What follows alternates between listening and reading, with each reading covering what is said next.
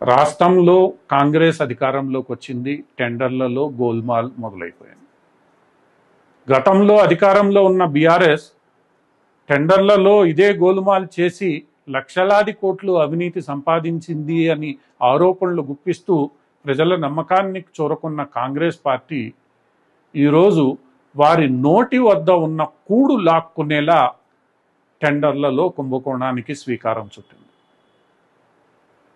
Congress party అధికారంలోనికి వచ్చిన తర్వాత పలు సంక్షేమ హాస్టల్స్, సివిల్ సప్లైస్కి సంబంధించిన రేషన్ వితరణ లాంటి పలు స్కీముల కోసం సుమారు 2 లక్షలకు పైగా మెట్రిక్ టన్నుల బియ్యాన్ని, అది సన్న బియ్యాన్ని కొనుగోలు చేయాలని నిర్ణయించింది.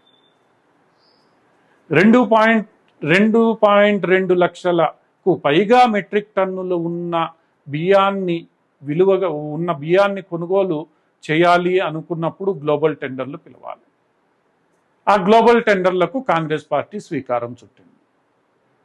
అయితే ఇంతవరకు అంతా బాగానే ఉన్నా ఆ గ్లోబల్ టెండర్లలో కాంగ్రెస్ పార్టీ పెట్టిన బేస్ ప్రైజ్ ఏదైతే ఉందో అది ఇప్పుడు అందరినీ షాక్కు గురి చేస్తోంది.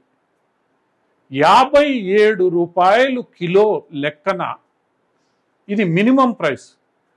అంటే టెండర్లు దాఖలు చేసేవారు మినిమం 57 రూపాయల కిలోకు తక్కువ కాకుండా రేటును దాఖలు చేయాలి.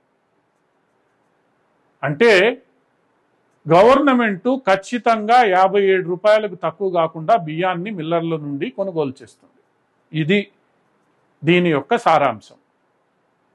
ఇంకోవైపు మార్కెట్లో ఇదే రకం బియ్యము ఎంత ఉందో గమనిస్తే 40 నుంచి 45 రూపాయల మధ్యలో రిటైల్లో దొరుకుతోంది. ఇక ఈ స్థాయిలో భారీ కొనుగోలులో అది ఇంకా తక్కువ కావాలి. కానీ కాంగ్రెస్ పార్టీ ఏం చేసింది? మార్కెట్లో దొరికే ధర 40-45 రూపాయల కన్నా 15 రూపాయలు ఎక్కువగా 57 రూపాయలు ధర నిర్ణయించింది. ఇది ఏం విచిత్రమో మనకు అర్థం కాదు.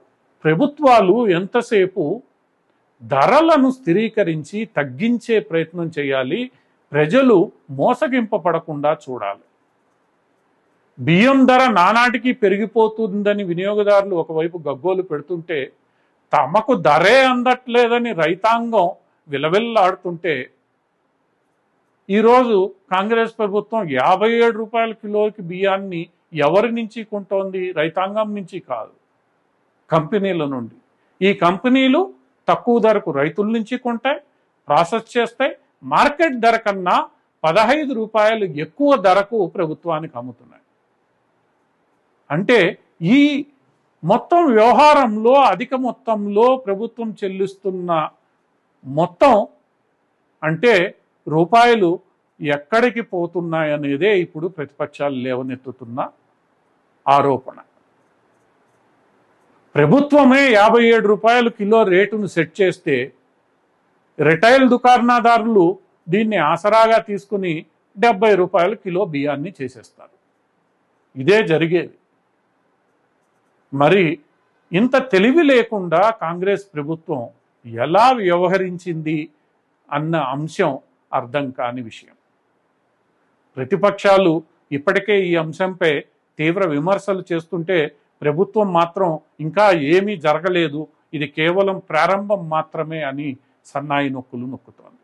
ఒకవేళ ఇది కేవలం ప్రారంభమైతే ఇప్పటికైనా వివేకంతో, విచక్షణతో ధరలు తగ్గించడానికి తాము ప్రయత్నం చేయాలి తప్ప ధరలను విపరీతంగా పెంచి వినియోగదారులను మోసగించడానికి ప్రభుత్వం దోహదపడకూడదు. ఈ విషయాన్ని కాంగ్రెస్ పార్టీ గ్రహించి, ముఖ్యంగా సివిల్ సప్లైస్ మంత్రిగా ఉన్న ఉత్తమ్ కుమార్ రెడ్డి గారు గ్రహించి ఈ బురదను తనకు అంటుకోకుండా చూసుకోవాలి. లేదంటే ఖచ్చితంగా ఈరోజు ప్రభుత్వం సెట్ చేసిన ఈ ధరకు మిన్నగా అంటే ఎక్కువగా రిటైల్ ధరలు పెరిగిపోతాయి. దాంతో వినియోగదారులు అల్లాడాల్సిన పరిస్థితి ఏర్పడుతుంది.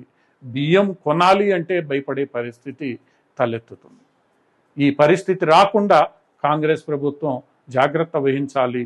లేదంటే ప్రతిపక్షాల విమర్శలే కాదు, ప్రజల ఆగ్రహాన్ని చవి చూడాల్సి వస్తుంది.